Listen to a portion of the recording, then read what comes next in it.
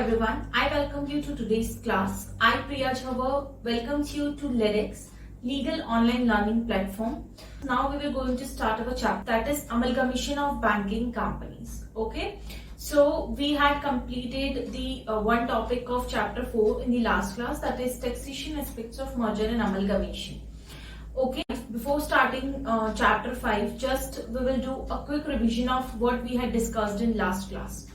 Okay, so in last class we had discussed the taxation aspects of merger and amalgamation. In that we had discussed the carry forward and set off of accumulated loss and unabsorbed depreciation. Then we had discussed the capital gain tax. Then we had discussed the amortization of preliminary expenses. Then we had discussed the capital expenditure on scientific research. Then we had discussed the expenditure on acquisition of patent right or copyright.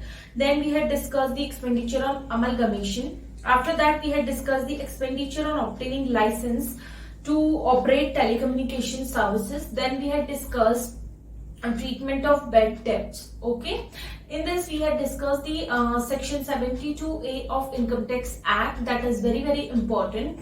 So, and other provisions also we had discussed. Okay, so with that we had completed our chapter 4 and the taxation aspects of merger and amalgamation. Okay, so in today's class we will going to start our chapter 5. Okay, so chapter 5 is amalgamation of banking companies. Okay, this I have already discussed with you in our second class. In that we had discussed some sections of Companies Act. In that I had discussed this with you, that mergers and amalgamation of banking companies.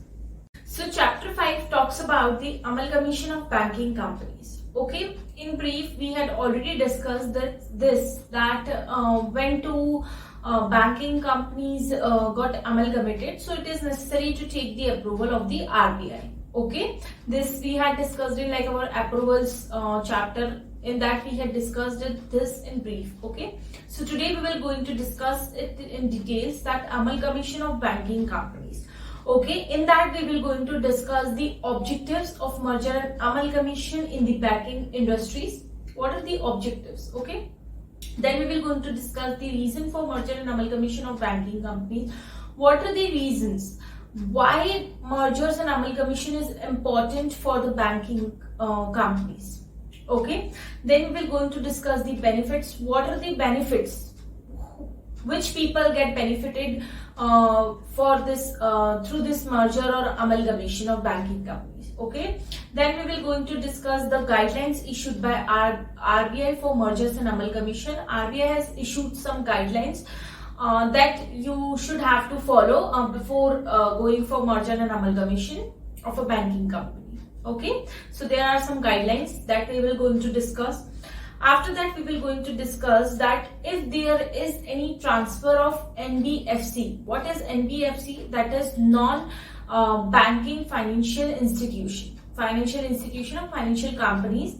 Okay, that is NBFC. If there is any merger or acquisition, so you have to take the prior approval of RBI. Okay, so this we will going to discuss.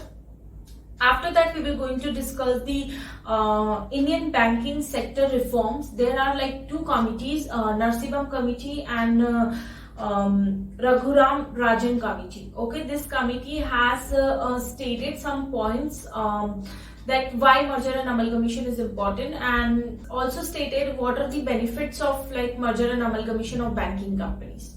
Okay, then we will going to discuss the recent mergers and amalgamation of banking companies. Some recent mergers we will going to discuss. Okay, then we will going to discuss some case studies. Okay, so we will going to discuss some two renowned mergers and amalgamation of banking companies. Okay, so with that we will going to complete our chapter 5 in today's class. Okay, so let's get started with first topic of chapter 5, that is the introduction. Okay, amalgamation of banking company with another banking company. Okay, so the amalgamation process is governed by the Banking Regulation Act, not by the Companies Act. Okay, if there is amalgamation between the banking company, so it will be regulated by the Banking Regulation Act, not by the Companies Act. Okay, The definition of banking company is defined in section 2 subclause 5 of Companies Act, which is the same definition which is defined under section 5 subclause 1 of the Banking Regulation Act. Okay, these are like the same definition. What definition it defines? As any company which transacts the business of banking in India. Any company who is involving in the business of banking. Okay, so that company is called a banking company. Okay, so section 2 subclause 5 of Companies Act defines the banking company, and section 5 subclause 1c defines the banking company of Banking Regulation Act. Okay, so this definition is same in both the acts. Okay, so this merger is regulated by Banking Regulation Act, not by Companies Act. Okay, other like normal mergers and amalgamation is regulated through the Companies Act. That sections we had already discussed. Okay, through that sections the mergers and amalgamation is regulated. But in the case of banking companies, the merger and amalgamation is regulated as per the Banking Regulation Act. Okay, section 44 of Banking Regulation Acts gives power to RBI. Okay, section 44A of Banking Regulation Act provides the procedure for amalgamation or merger. Okay, section 44 provides what will be the procedure if two banking companies getting amalgamated or getting merged. Okay, section 44A also provides power to RBI to provide like to give approval of like merger and amalgamation. That I have already discussed that it is important to take the approval of RBI if there is a merger of two banking companies. RBI has a power under section 44A. Okay, this power does not affect the central government's power to give approval of merger and amalgamation. Okay, we had discussed this in section 237. Okay, in 237 we had discussed this. Central government has a power to give for mergers and amalgamation, to give order for mergers and amalgamation. Okay, so this RBI power does not affect the central government's power under section 237. Okay, but if there is a like a central government is like giving order for merger or amalgamation of banking company in the public interest. So before giving approval for such mergers and amalgamation, central government has to consult with the RBI. Without consulting with RBI, central government cannot order for mergers and amalgamation of banking companies. This is specifically we are talking about the banking companies. Okay, if there is a normal like merger and amalgamation between two companies, so central government has like a whole power with them. Okay, central government has whole power with them to give approval for mergers and amalgamation. But when it comes for banking companies, okay, when it comes for giving approval for banking companies mergers and amalgamation, in that case it is necessary for central government to consult to RBI. Okay, after consulting with RBI, central government can order for mergers and amalgamation under section 237 in the public interest. Okay, so these are like introduction to this chapter. That section 44A provides the procedure that we will going to discuss in this chapter. Which section 2 subclause 5 of Companies Act defines the banking company, and section 5 subclause 1c defines banking companies of Banking Regulation Act.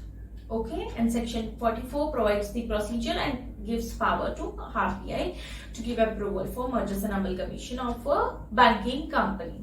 Okay, so moving towards the next topic, that is the objective of merger and amalgamation of two banking companies. Okay, these objectives are like same. There is happening the that we had discussed in the introduction chapter, that is the objectives of mergers and amalgamation. This is like a same thing. Okay, for what purpose the mergers and amalgamation is going to be held, or to achieve some objective. What objective is that? They are the same, to like reduce the competition in the market, to like to have like stand in the international market. So these are like the same objectives. to expand the market, okay, to increase the number of customers, to compete in the global market. Okay, so these are like the same objectives that we had already discussed in the chapter 1. Okay, so next topic is reasons for a merger and amalgamation, merger or acquisition in banks.